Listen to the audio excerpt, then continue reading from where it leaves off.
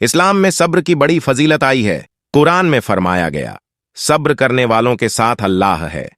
सब्र यह है कि अपनी कोई भी चीज चाहे वह कितनी ही बद्धी क्यों न हो, हाथ से जाती रहे तो हम न हिम्मत खो बैठे और न रोएं धोएं। अल्लाह के फैसले पर राजी रहें और इस यकीन को बनाए रखें कि लिया उसी ने है जिसने दिया था। इससे अच्छा इस्तेमाल हो भी क्या सकता है। यह भी यकीन रखें कि अल्लाह का कोई भी काम बेमकसद नहीं होता।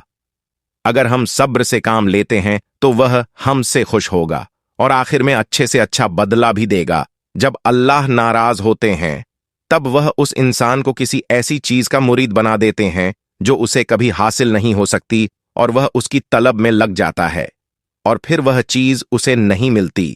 तब वह अल्लाह की तरफ बढ़ता है और अल्लाह उसे एहसास दिलाते हैं कि अल्लाह के अलावा तुम्हारा और कोई नहीं है, इसलिए बस अल्लाह की तलब रखो। तो प्यारे दोस्तों, आज का वाकया है कि एक मुस्लिम शख्स को गैर मुस्लिमों ने जहाज से समंदर में फेंक दिया।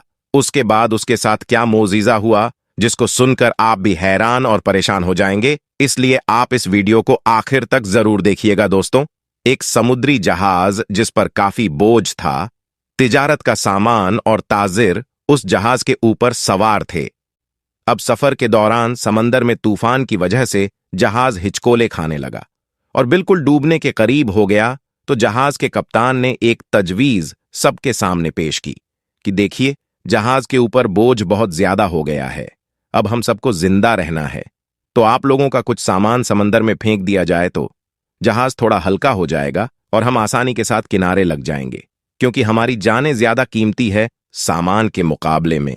सबने कप्तान की बात पर इत्तेफाक किया और सबने कहा कि एक जो सौदागर है, यानी एक जो ताजीर है, वह बिल्कुल नया है और वह काफी सामान अपने साथ लेकर आया है।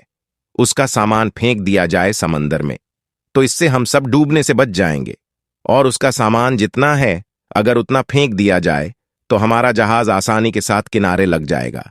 सब ताजिरों ने इस बात पर इत्तेफाक किया, लेकिन जिस ताजिर का सामान फेंका जाने वाला था उसने कहा, मेरे अकेले का सामान क्यों फेंका जाएगा। सब ताजिरों का थोड़ा थोड़ा सामान समंदर में फेंक दिया। सामान समंदर में फेंक दिया जाए, उससे नुकसान भी सब पर तकसीम हो जाएगा और सबकी जानें भी बच जाएंगी। लेकिन सब सौदागर ने उस नए सौदागर यानी नए ताजीर के खिलाफ बगावत कर दी और उससे लड़ाई झगड़ा करना शुरू कर दिया। और झगड़ा इतना बढ़ गया कि सब ताजिरों ने मिलकर उस नए ताजिर यानी उस नए सौदागर को उसके सामान के साथ उठाकर समंदर में फेंक दिया और अपना सफर जारी रखा। ताजिर को तो समंदर में फेंक दिया गया। वह ताजिर बहुत देर तक लहरों से लड़ता रहा। आखिरकार थक कर बेहोश हो गया।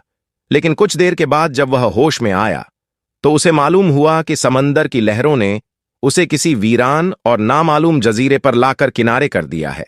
वहां आदम ना आदमजाद दूर दूर तक कोई ठिकाना था, बस छोटा सा जंगल और पानी ही पानी। सौदागर बड़ी मुश्किल से उठा, सांस ली, यहां तक कि वह चल भी नहीं पा रहा था। वह घुटने के बल गिर गया और कहा, या अल्लाह, इस मुश्किल सूरत हाल में मेरी जान को बचा ले, मेरी मदद फरमा। कई दिन वहां पर ताजिर के गुजर गए। उस दौरान ताजिर ने दरखत के फल खाए, खरगोश का शिकार करके उससे अपना गुजारा किया। उसको कहीं मीठी नदी का पानी मिल गया, वहां से पानी पीता रात की सर्दी और दिन की गर्मी से बचने के लिए सौदागर ने जंगल से लकड़ियां काट काट कर एक छोटी सी झोपड़ी बनाई ताकि ठंडी और गर्मी से अपने आप को बचा सके। एक दिन हुआ यूं कि जैसे कहते हैं ना, गरीबी में आटा गीला। अब एक दिन वह ताजिर आग जलाकर अपने लिए खाना बना रहा था। अब वो आग चूल्हे की आग थी। उसकी झोपड़ी में लग गई और झोपड़ी लकड़ी की थी और जलने लगी। बचाने की बहुत कोशिश की, लेकिन थोड़ी ही देर में पूरी झोपड़ी जलकर खाक हो गई। अब सौदागर बिल्कुल जमीन पर बैठ गया और आसमान की तरफ देखकर कहने लगा, या अल्लाह, क्यों मेरे साथ ही क्यों सारी मुसीबतें, सारी आजमाइश मेरे साथ ही क्यों। हम लोग भी अक्सर शिकायतें करते हैं कि मेरे साथ ही ऐसा क्यों है, यह आजमाइश मेरे साथ ही क्यों है, ये मुसीबत मुझ पर ही क्यों। ऐसे ही उस ताजिर ने भी कहा, या अल्लाह, एक तो मुझे गलत तरीके से समंदर में फेंक दिया गया, अब यह छोटी सी झोपड़ी मैंने बनाई थी, या अल्लाह तूने इसको भी जलाकर राख कर दिया, या अल्लाह मेरे पास अब कुछ भी नहीं बचा है, मैं इस जगह पर अजनबी हूं। ऐसी बहुत सारी शिकायतें उस सौदागर ने अल्लाह की बारगाह में की और गम के मारे वह भूखा ही सो गया। लेकिन सुबह एक हैरतअंगेज वाकया उसका इंतजार कर रहा था। जब वह सुबह उठा तो उसने देखा उसके जजीरे की करीब एक जहाज नजर आया। कुछ लोगों को उसने देखा जो उसे लेने के लिए आए थे, उसकी मदद करने के लिए आए थे। उन्हें देखकर वह बड़ा हैरान हुआ, लेकिन इससे ज्यादा तो वह खुश था, क्योंकि उसके लिए तो जिंदगी आ गई थी, उसकी जान जैसे बच गई थी। वह जल्दी से उस जहाज पर सवार हुआ। खुशी की शिद्दत से उस सौदागर को यकीन नहीं आ रहा था कि वह चल रहा था, और जहाज वाले उसे बचाने के लिए आए थे इस अनजान जगह पर। यकीन नहीं कर पा रहा था कि आखिर मेरे पास यह लोग कैसे आ गए, उनको मेरे यहां होने का पता कैसे चला, उन्हें किसने यह बातें बता दी। सौदागर ने उन जहाज वालों से पूछा, भाइयों एक बात मुझे बताओ, तुम्हें कैसे पता चला, तुमने मुझे कैसे ढूंढा, आखिर मेरा ठिकाना तुम्हें कैसे मिल गया, ये तो बिल्कुल अनजान और अजनबी जगह है। उस सौदागर के इन तमाम सवालों को सुनकर जहाज वालों ने जवाब दिया, हमने यहां पर धुआं उठता हुआ देखा था, तो हमें ऐसा लगा कि कोई शख्स हमें अपनी मदद के लिए पुकार रहा है, क्योंकि समंदर में जब कोई मुसीबत में फंसता है तो इसी तरह से इशारे देता है, और हमें ऐसा लगा कि किसी ने यहां पर आग जलाई है और धुएं के जरिए वह हमें मदद के लिए पुकार रहा है। हम तुमको देखने के लिए यहां पर आए। यह सुनकर ताजिर बड़ा खुश हुआ, अल्लाह का शुक्र अदा करने लगा और उसने अपनी कहानी सुनाई। बल्कि उन लोगों ने पूछा, तुम्हारे साथ क्या क्या हुआ? तो उसने बताया कि सौदागरों ने नाजायज तरीके से उसे उठाकर जहाज से बाहर फेंक दिया, समंदर में उसका सामान भी फेंक दिया गया।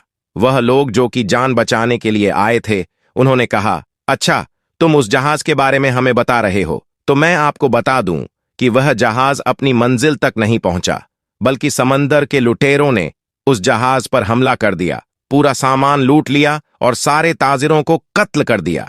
सिर्फ तुम अकेले बच गए हो, तुम पता नहीं कैसे बच गए, अल्लाह ने तुम्हें बचा लिया।